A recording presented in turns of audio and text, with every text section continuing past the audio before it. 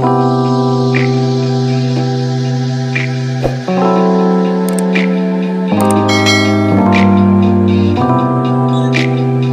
what's going on? I'm Jamie Dawn, your evolutionary revolutionary astrologer, bringing you your celestial wisdom for the week of April 25th through May 2nd, 2021.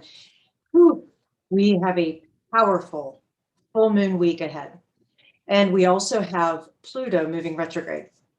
And I'm just going to start by saying thank you so much for liking, subscribing, sharing, commenting on these videos. I truly appreciate your support. And any of those of you who are prayer warriors, making offerings, doing any sort of ritual, I'm going to ask for some personal energy sent my way. I'm dealing with a family issue that needs to be resolved in the highest and best way. So I'm putting it out there to my community and asking for you to lean in and lift me and my family up right now.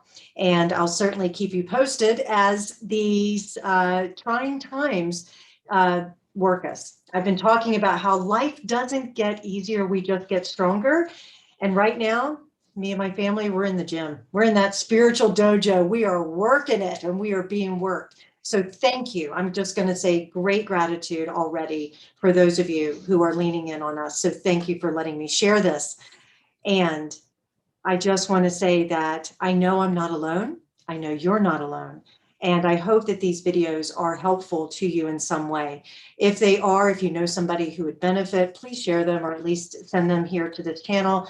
I am also working on the May 2021 horoscopes by sign, and my wonderful assistant Joan is in the process of editing the ones I've started, and I'm hopefully going to get those finished by the end of the week so that she can also have those available to you on this channel. So all that aside, let's talk about what's happening this week.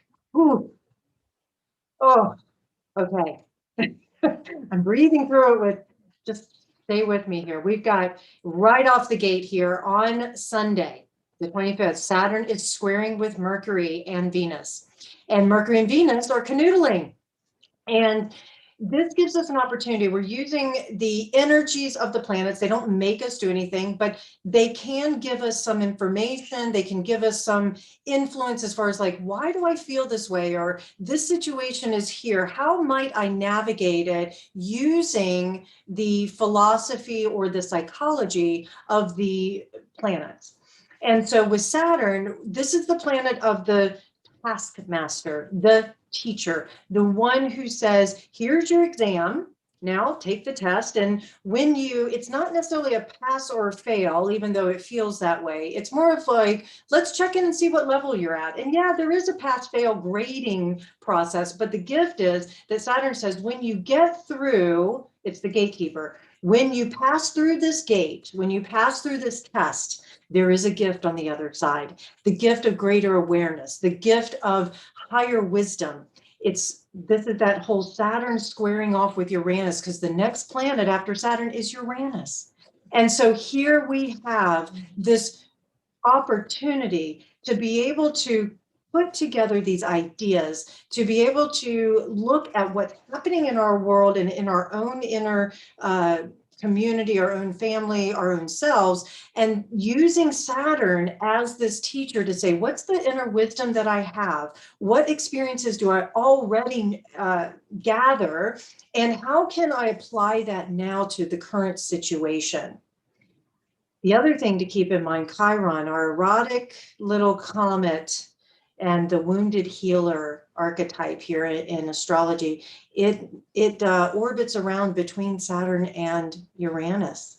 And so here we have possibly some wounding that may be showing up so that we can navigate through it, especially with this full moon in Scorpio on Monday night, Tuesday, so 26th, 27th, depending on where you are in the world. All this intensity is building so that we can work through these wounds. We can have this death and rebirthing process that the Scorpio energy embodies so that we can then offer it in our own unique experience and our unique perspective as a gift to help others who may be going through what we have just gone through, that we can lean in with each other and say, I've been there, I got that. I understand this. What can I do to support? This is how I went through it. It may work for you, it may not.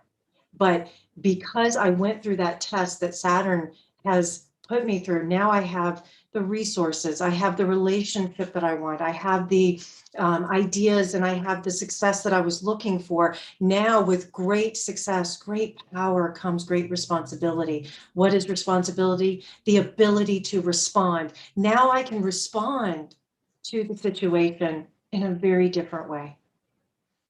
And so as we start out this week with this square, yes, we're talking about tension, talking about challenges.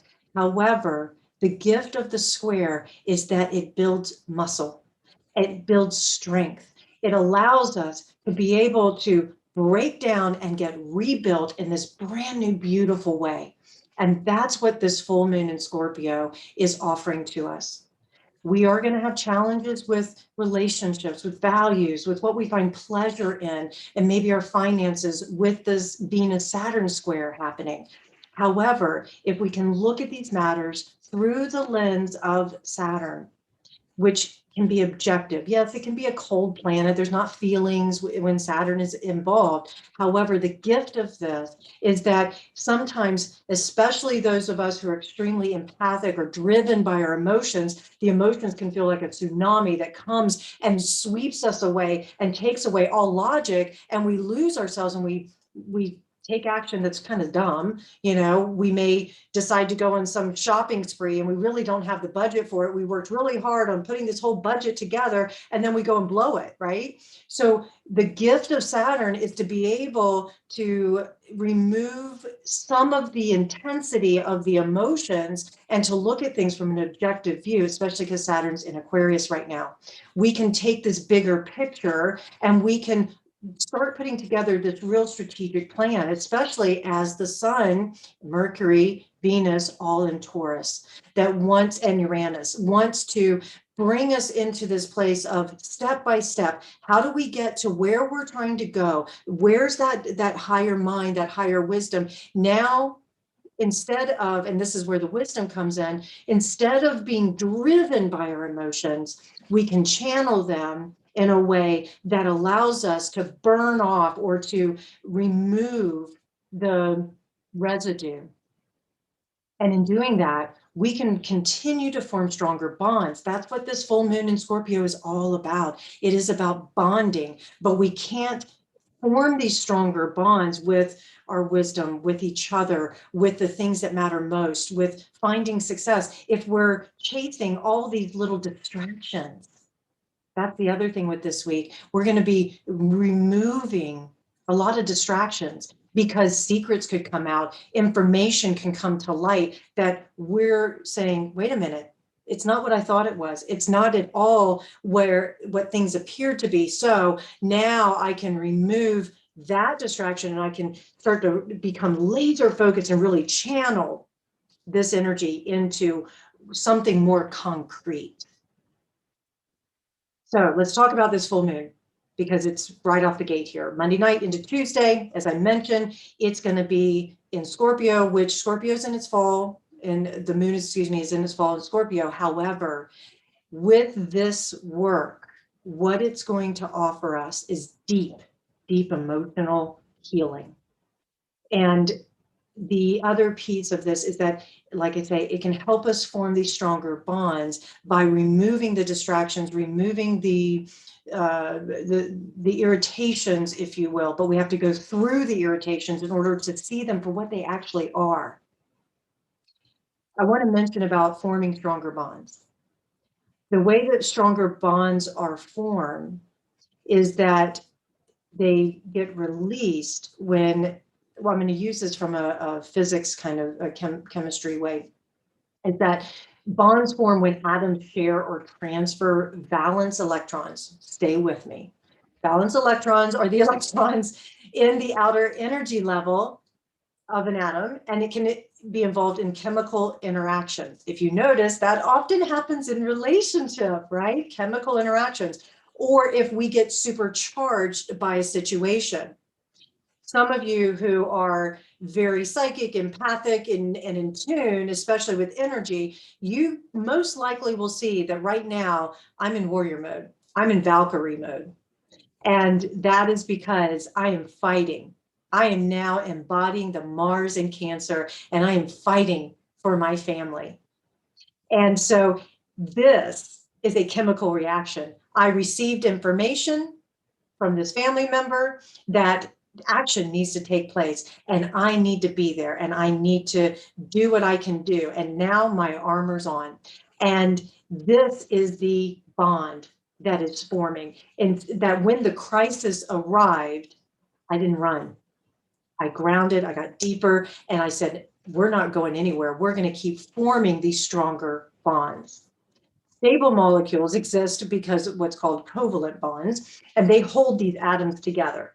So what are the covalent bonds that you have with the situation, with a person, within yourself? Is it your faith? Is it your knowing? Is it your trust that things are happening and that you have all the wisdom and all the answers and the energy inside of you? And also there's a piece of knowing that there's some uncontrollables, right? That when energy comes together, it can either stick together or repel. That's not something that you can control, but what you can measure as far as the strength of this bond is what kind of energy is required in order to separate it or to break it. And the stronger the bond, the greater the energy is required to break it.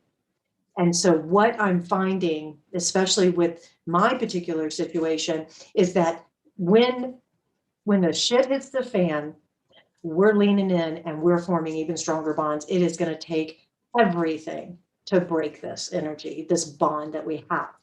Now, full moon.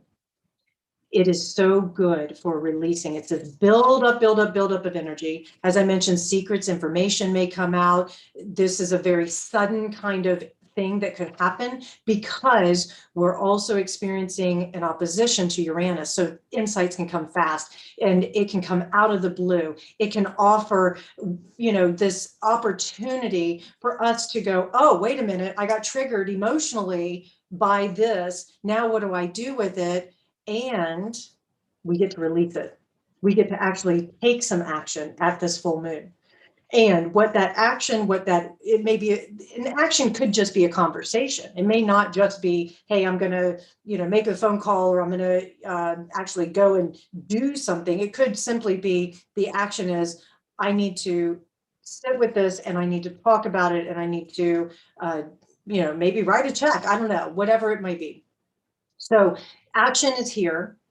This full moon can also offer personal transformation, because when we take action, when we go through an initiation, we are transformed. This is a death and rebirth process. When I use the word death and rebirth, I don't mean that we're physically dying. What I am offering is that we are letting go, we're transitioning. Maybe we're letting go of a belief system. Maybe we're letting go of what we thought was going to happen and we bring on something new. It's also possible that during this full moon time that we're finally letting go of the old wounding. Forgiveness is such a powerful practice during this time. It's also offering great healing where we can look at a person or a situation and we can consciously choose to see them differently. And therefore we interact with them differently, giving us that rebirthing process. This is also a time of shadow work. Our shadows come up not to be pushed away or orphaned or neglected, but to embrace that shadow, to integrate it, because we are light and shadow, always dancing together. We wouldn't have shadow without light. So bringing these, as I like to say, the weapons, and turning them into tools. How can our shadow benefit us? What are the benefits of having that negative energy inside of us? And the other thing that may show up is we may be working with shared resources, or, taxes, insurance, inheritance, loans, things like that may come up. It may be that especially because relationship is always up for us, that your relationship, if it is, again, I'm talking about the bonding now, if it is strong, it will bond even more because of the tension that is here. You may be fighting for a cause together. Instead of it pulling you apart and you being at odds, this may be the very beautiful time that just brings you onto the same page. If you felt misaligned in your relationships, now you come together. If for some reason you're in a toxic, abusive relationship, this is a great time to release it, let it go. The strongest aspect, like I mentioned, of this full moon is that Uranus opposition.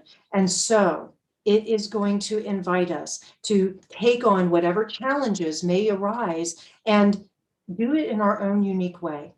How are we embodying our own unique presence? And how are we showing it to the world? Are we trusting our intuitive nature? Are we using our gifts to be of benefit to ourselves and others? The other thing I would offer, I didn't go too deep into it because this full moon is just so powerful. But the other thing I would offer is that this Venus Mercury conjunction with Uranus will give us those flashes of insight. So if you're looking for solution in relationship and finances and what you value and success, and maybe you're just looking for more fun and connection, this could be a great week to give you the opportunity to have those moments of like ahas, or just like, wow, I didn't expect that, but here it is. Here's the solution that I've been looking for. The other big thing to talk about is on this full moon day, Pluto, our power planet, the planet that has a tendency, it is the ruler of Scorpio. It's going retrograde, and it does have a tendency to bring up all the shadow work, all the stuff that we don't even know is there. It's the repressed, the suppressed, that sort of things. And it is in Capricorn still. And this is where the transformation goes really deep inside. It is a great time to reflect on wealth and power. How have we used it? How are we abusing it? Where do we need to shift it? Now, that wealth doesn't mean money, right? I feel wealthy even if I don't have a lot of money, when I have family, when I have friends, when I have a roof over my head, when I have good health, right? So we're going to be looking at where we have wealth, as well as where we have power or we feel powerless inside of ourselves. So I'm going to offer, and we'll keep talking about it because Pluto will be retrograde for quite some time. It doesn't go direct again until October 6th. So we're going to be working with this internal power and saying, where can I stand up in my power? And this isn't it standing up against, this is about standing up for. And what I will offer is that as we continue to stand up for what we believe is right, we will be able to move mountains. We will be able to transform the views and the opinions of ourselves about situations, about the way we work with things. Now, we do have to pay attention where we could abuse power or it has abused us, where there's manipulation or there's a forcing that may show up. And we may be forced to face certain truths or certain situations that we have no control over. That's difficult. From one control freak to any others out there, I get it. I have been working with letting go of control for a long time, and it's still in my face. And that doesn't mean I'm going to stop fighting for what I believe. It doesn't mean I'm going to stop standing up in my own power and for what I also want and saying, this is right. Now, the other thing, Pluto does rule sacred sex. It rules occult. It rules that deep soul transformational time. And that, again, another emphasis on that shadow work.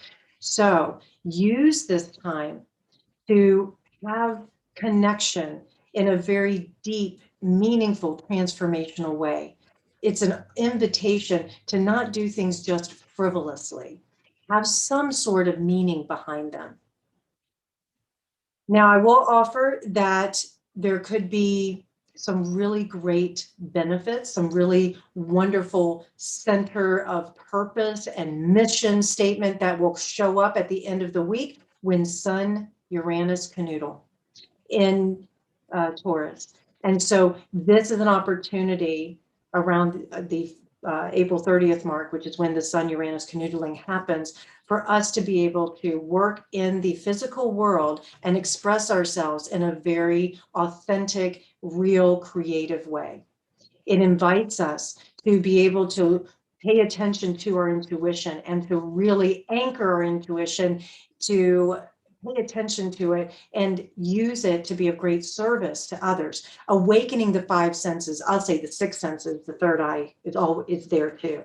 And so when we can tap into that and we can channel it in a way that is of benefit to ourselves and to others, I'm telling you, when these flashes of insight show up, act on them. All right. I'm going to leave you with that. It's a powerful week. I want to hear how it goes for you. Please, like I say, your prayers are welcome. Your thoughts are welcome. And thank you. Thank you so much, everybody. Have such a good week. Find me at jamiedawn.com.